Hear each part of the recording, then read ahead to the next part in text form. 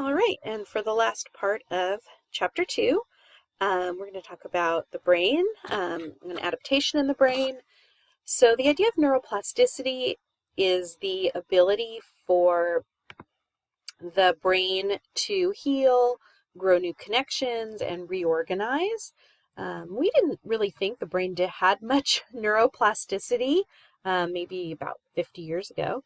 But we've learned over recent research and with the development of brain imaging techniques like MRI and fMRI, we can really see that the brain is able to reorganize. And in fact, this is my research is on children who have had strokes, and particularly we see more neuroplasticity at younger ages. When children have brain damage or have a stroke at a younger age, we're able to see the brain kind of recover and heal more so than in adulthood. But hopefully what we learn from children, we will eventually be able to apply to adults and maybe come up with some interventions in the future. Neurogenesis is the generation of new neurons in the brain. It's growing new neurons. This research started in the 1990s and shows ties to learning and creating new memories. And it's stem cells that are the cells responsible for creating these new neurons. And so there is some question also. Again, we don't see a lot of neurogenesis, but we do see some, particularly in the area of the brain called the hippocampus, which is important for memory. And so again, the idea is what we can learn from this. Is there a way we could use this as an intervention in the future? So other parts of the brain, let's talk about this. The cerebral cortex is this wrinkly outer part of the brain, and it's responsible for higher mental functions like decision making, language, processing visual information. As we already said, you have two hemispheres, left and right, and now here we're looking at a side view of the brain, kind of looking at someone, their ear would be over here. Their eyes would be over here. So this is a side view of the brain. And each hemisphere has what we call four lobes. These are four main sections of the brain. And the sections are, let me just see what I have here. The temporal lobe, I'm going to start right there. The temporal lobe is here. And if you were to touch your ear, it's right behind your ear where your temple is, right? This is really important for hearing, which makes sense because this part is right near your ear, and language comprehension. Wernicke's area is in your temporal lobe. Okay. Also for memory is very important with your temporal lobe. And I'm just going to switch here. We have below the parietal lobes on the side of your head near your temples. As I said, important for hearing, understanding spoken language. That's Wernicke's area. And memory. So that's the temporal lobes. I'm going to go over here to occipital lobes. These are all the way in the very back of your brain. The occipital lobes are important for visual information. So it's kind of opposite because your eyes are all the way here in the front, and visual information has to be sent all the way to the back of the brain to the occipital lobe. So occipital lobe processes visual information, and I have that here located in the back of your head, processing visual information. The parietal lobe up here, so it's above your temporal lobe in the back of your brain.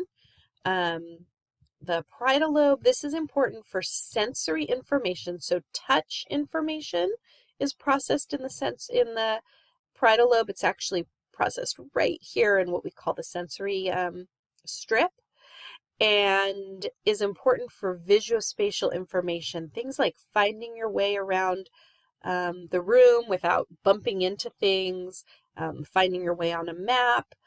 That's the parietal lobe, and I'm not sure if I have that. I'll come back to that, but that's your parietal lobe. And then your frontal lobe here, so right in the front of your brain, this is important for first of all, motor information. This very back part of the frontal lobe, this is your motor strip, we call it. So for movement is right here. And then the sensory strip is right behind it in the temporal lobe. So those are two motor strip and sensory strip, very important. And then the front part here is important for all of our higher level cognitive functions, things like thinking, planning, your personality. That's all up here in our frontal lobes. And you have these same lobes on the other hemisphere as well. So we went through this. As I mentioned, you have your somatosensory cortex. That's this orange. That's your green section right here. This is the very front part of the parietal lobe, and it integrates and processes touch, or what we call somatosensory information and spatial information. And there's something called the homunculus, and that is this little person in kind of a funny shape that is mapped onto your sensory and motor strip. So this is now looking at your parietal lobe from the front. Imagine the person's face is here. Here's an eye, here's another eye, here's a nose, here's a mouth, and we're kind of like halfway through the brain. And we're looking at the sensory strip here, our somatosensory cortex. And so touch information is processed in these different places. So when you're touched on your thumb, this part of the brain is responding to that. When you feel something on your hip, this part of your brain is responding to that, etc. So it's like a map. That's this homunculus. And you can see that the most sensitive areas for touch are larger. So more of the brain is spent processing touch information from your thumb. You can see you've got all this brain here processing touch information from your thumb, with only a tiny little bit of information, brain processing touch information from your elbow, because we don't really get a lot of touch information that's important from our elbow, but certainly our thumb is very important. And your tongue has quite a bit of brain area kind of associated with it, etc. So that is the somatosensory cortex. In terms of the parietal lobes, kind of interesting, a postmortem study compared 35 male brains with Einstein's brain and found while Einstein's brain did not exceed the average brain weight of the control group, a region of his parietal lobe was 15% larger. So you could think about that, you know, how come some people have these amazing cognitive abilities or other type of abilities, and we're really trying to figure out how these things go together with our brain and our cognitive functioning. The frontal lobe, like I said, also has that motor strip. So it's the very back of your frontal lobe. This blue area is the motor strip or the motor cortex. And this also has a homunculus on here. And it is representing your ability to move. So again, things you need to have more finer controlled movements are represented in a larger area in the motor cortex, and things that again are you don't need very fine detailed movements only have a small part of the motor cortex dedicated to them. So parts of the body requiring fine motor control are larger, so the mouth and the hands, again, compared to something like your elbow or your eyebrow. Frontal lobe, finding personality in the brain. So the frontal lobes in humans are very large compared to other animals, and that seems to be the part of our brain that gives us our personality, gives us our ability to think about things in very complex ways, and that's what we call executive functionings. Executive functions are these abilities that humans have, like to plan, to be flexible in your thinking, to understand social norms, your attention, and part of your personality. These executive functions are all housed in your frontal lobe. And so we really think that the frontal lobes are the part of our brain that really differentiate humans from other species. And there's a very interesting story about the case of Phineas Gage. Phineas Gage in the 1800s was in an accident as he was building a railroad. He was the kind of head manager of building this railroad, and there was an explosion, and a 3-foot tamping iron rod went through his frontal lobe. And number one, he didn't die. So that was a really important, actually, case study that allowed us to know that just because your brain is damaged doesn't mean that you would necessarily die. Up until then, we didn't quite know that. But before the injury, he was a very well-balanced, mature, very diligent worker. But after the injury, his personality changed. He was unreliable, he was unpleasant, he was vulgar, etc. And actually, that is a case study that helped us to learn that the frontal lobe is a really important part of how we get and how we have our personality. There's actually a pretty funny song that I found actually on YouTube about Phineas Gage. So you're welcome to watch that. And as I wrote on Canvas, it's just proof that you can find anything on YouTube, because I found someone who wrote a song about Phineas Gage. And then I'd like you to read this in your textbook about superagers. Just a really interesting article. So I'm going to not speak about it, but you just be sure to read that in your book. Other parts of the brain, drama central, the limbic system. This is a collection of structures that regulate emotion and drives like hunger, and aids in your creation of memories. So the limbic system is a little bit deeper in the brain, and we've got these different areas. The hippocampus is important for memory. The amygdala is important for emotion. The thalamus, we call the sensory relay station. All of your sensory information pretty much goes through your thalamus, so your vision and hearing, all that information runs through the thalamus. And then the hypothalamus is important for your drives, like hunger, thirst, aggression, sexual drives. Those are all regulated by your hypothalamus.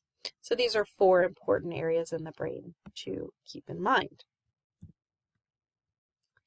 And then we have the hindbrain. The hindbrain is what we call the ancient core of the brain. And again, here we have a side view of the brain. We talked about the cortex and we call the forebrain here. This is the temporal lobe, the frontal lobe, all of that. It's the largest part of our brain, kind of going here, controls it has your cortex and your limbic system. We have a very small midbrain as humans. The midbrain is really important for sensory information like vision and hearing. And you can imagine that animals that have amazing vision and hearing, like birds that can see a mouse from way up in the sky, they have a very, very large midbrain. So the midbrain is much smaller in humans. It's kind of dwarfed in comparison to our forebrain, which is really important for our complex thinking as humans. And then the hindbrain here in pink, this is that ancient brain that's responsible for our life-sustaining processes. These are the part of our brain that keeps our heart beating, our lungs breathing, lets us go to sleep and then wake up from sleep. So the hindbrain is the kind of very ancient part of our brain that just basically is important for keeping us alive. And here are some key hindbrain structures. We have the pons, which you can see here.